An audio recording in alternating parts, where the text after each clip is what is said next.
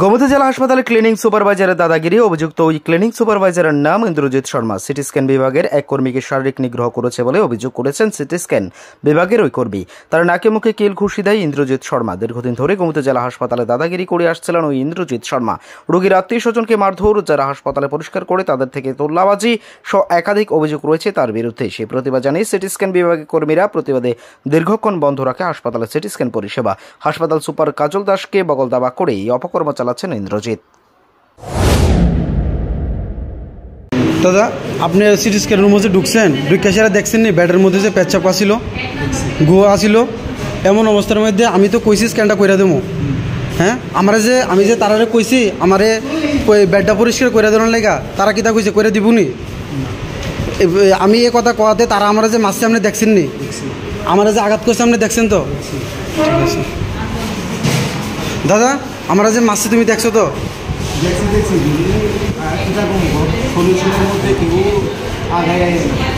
আচ্ছা, এখানে কি আমার কোনো ভুল আছে? কোনো ভুল আছে নি? কোন সমাধান তো চাই, সমাধান করতে চায় না দেখে। ঠিক আছে, সমাধানই চাই। হ্যাঁ ঠিক আছে। আমি সিটি স্ক্যান ডিপার্টমেন্টের টেকনিশিয়ান।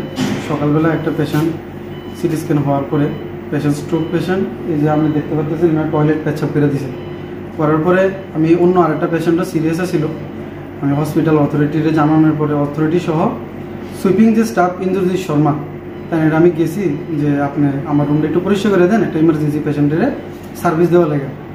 তাই না কইছে তাই টাকা দিতে হইব, যদি টাকা না দিই তাই করতো না। এই সংস্থাটা প্রাইভেট সংস্থা, তাই কাছে এরকম অর্ডার নেই। আমি কইছি একটা সিরিয়াস পেশেন্ট, যেহেতু সিরিয়াস, আপনি এটা একটু আপনার কাছে রিকোয়েস্ট একটু করে দেন।